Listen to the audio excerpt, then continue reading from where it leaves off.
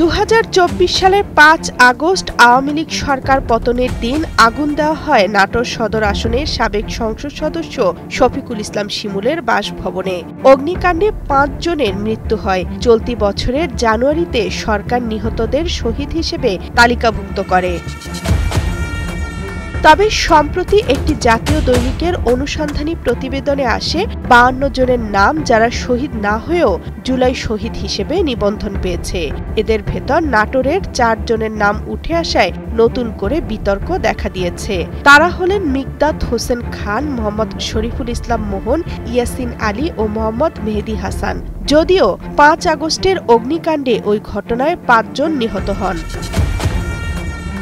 ওই প্রতিবেদনে বলা হয়, জুলাই শহীদদের সংজ্ঞায় গণ অভ্যুত্থান চলাকালে তৎকালীন সরকারের নিয়ন্ত্রণাধীন আইন শৃঙ্খলা রক্ষাকারী বাহিনী বা ওই সময়ে ক্ষমতাসীন রাজনৈতিক দলের সদস্যদের আক্রমণে মৃত্যুবরণকারীদের শহীদ হিসেবে স্বীকৃতি দেওয়া হয়েছে।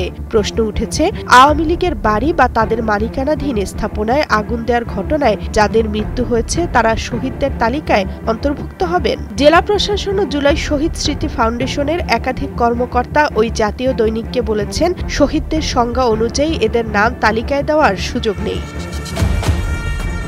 এদিকে বৃহস্পতিবার নাটোর শহরের একটি রেস্তোরাঁয় সংবাদ সম্মেলন করে নিহতদের স্বজনরা বলেন, একই ঘটনায় একই জায়গায় যে 5 জন শহীদ হয়েছেন তার মধ্যে শাওন খান সিয়াম শহীদ হলেও বাকি 4 জন শহীদ নয় বলে সংবাদ পরিবেশন করেছে। আপনারা যারা ষড়যন্ত্র করছেন, যারা হিংসা করছেন, আমাদের সন্তানকে ফিরিয়ে দেন, আমাদের সন্তানকে ফিরিয়ে দেন। আমাদের কোনো কিছু দরকার নাই।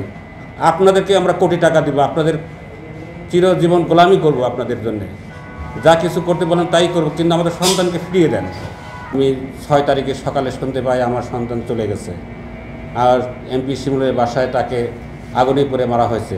আমি পরবর্তীতে সাক্ষীদের কাছ থেকে শুনেছি যে তারা দুপুরের পর থেকে আর তাকে খুঁজে পাওয়া যাচ্ছিল না, আমার সন্তানে খুঁজে পাচ্ছিল না, কারণ কোথা থেকে তাকে গুম করে নিয়ে এমপির বাসায় আটকে রেখে আগুনে পুড়ে মারে। জুলাই আন্দোলনে আমার বক্তব্য আপনারা লিখিত পাবেন যে যারা এইভাবে শহীদ হয়েছে তাদের নিয়ে ষড়যন্ত্র করার কি যুক্তি থাকতে পারে আমি বুঝি না। এখানে নাই কেন? একই দিনে 5 জন শহীদ হলো, একই বাড়িতে 5 জন শহীদ হলো, অথচ একজনকে বাদ দেওয়া হয়েছে। মোনালিসা হেভি ফ্লো 15 পিস প্যাকেটের সাথে 8 পিসের একটি প্যাকেট একদম ফ্রি। ওই আগুনে পোড়ার পরে ওকে উদ্ধার করা হয়েছিল, ওই বাসা থেকে ওকে উদ্ধার করা হয়, উদ্ধার করে ওকে সদর হসপিটালে নিয়ে যাওয়া হয়। ওখান থেকে রাজশাহীতে রেফার করে, রাজশাহী থেকে আবার ঢাকায় রেফার করা হয়। তারপরে ঢাকাতে 7 আগস্ট ওই মারা যায়। এখন এটা নিয়ে প্রায় 1 বছর পরে প্রথম আলোতে নিউজ করছে এরা নাকি শহীদ না। নাটোরের মোট 5 জন শহীদ হয়, সেখানে 4 জনকে বাতিল করছে আর 1 জনকে রাখছে। তো এটা তো অবশ্যই ষড়যন্ত্র। তাছাড়া একই বাসা থেকে 5 জনই মারা গেছে, সেখানে 4 জন কেন শহীদ হবে না আর 1 জন কেন শহীদ হবে? আমরা তো আর আমাদের হাদিসে আছে যে আগুনে পুড়ে যারা মৃত্যুবরণ করে তারা শহীদ, কিন্তু এখানে প্রথম আলো তাদেরকে শহীদ বলে গণ্য করছে না। এটা তো চরম অন্যায়। যারা শহীদ হয়েছে তাদেরকে নিয়ে কেন খেলবে তারা? আর তারা যদি মনে করে যে আমাদেরকে সুযোগ সুবিধা যেগুলো দেওয়া হচ্ছে তারা যদি ফিরিয়ে নিতে চায় নিয়ে নিক, কিন্তু আমাদের দাবি একটাই, যদি তারা এমন কিছু মনে করে যে তারা শহীদ হয় নাই, তারা যদি আমাদের সবাইকে ফিরাই দিতে পারে তাহলে ফিরাই দিক, আর তাছাড়া এটা থেকে আমাদেরকে মুক্তি দিক। আমরা কেন মানবো তারা শহীদ হওয়ার পরেও কেন মানবো যে তারা শহীদ না? রাখার কারণে তো তারা ওখানে মারা গেছেন।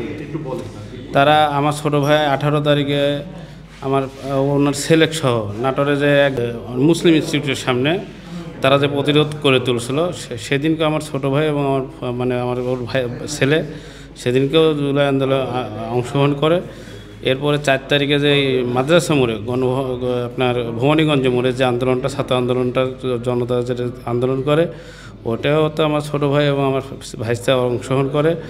এবং ওই দিনকেও আমার ভাইস্তা যে কোনো কারণে আওয়ামী লীগের লোকের কাছে লোক দ্বারা অ্যাটাক হয় এবং তাকে প্রচুর পিটন দেয়। পরবর্তী 5 তারিখে যখন হাসিনা পালাই গেল, এরই এক পর্যায়ে নাটোর থেকে একটা আনন্দ মিছিল বের হয়। এই আনন্দ মিছিলে এক পর্যায়ে থেকে আমার ছোটো ভাইকে আর খুঁজে পাওয়া যায় না। পরবর্তীতে আমরা সারাদিন খোঁজাখুঁজি করি। পরের দিন সকালবেলা আমরা জানতে পারি শিমুল সাহেবের বাসায় তাদেরকে আগুনে পুড়িয়ে মারা হয়েছে।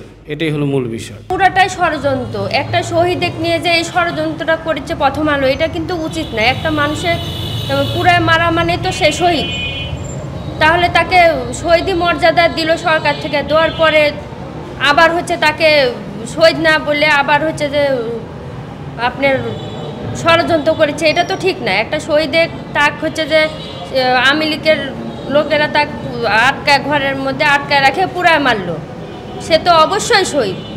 দেশের লেগে তো ওই যান পানটা দিছে, এমনি তো আর মরেনি। পুরাই যে মারলো, কী জন্য মারলো? আজ আমার সন্তান শহীদ হয়ে আবার ষড়যন্ত্রের শিকার হচ্ছে। নিহতদের পরিবারের দাবিটিও চমকপ্রদ।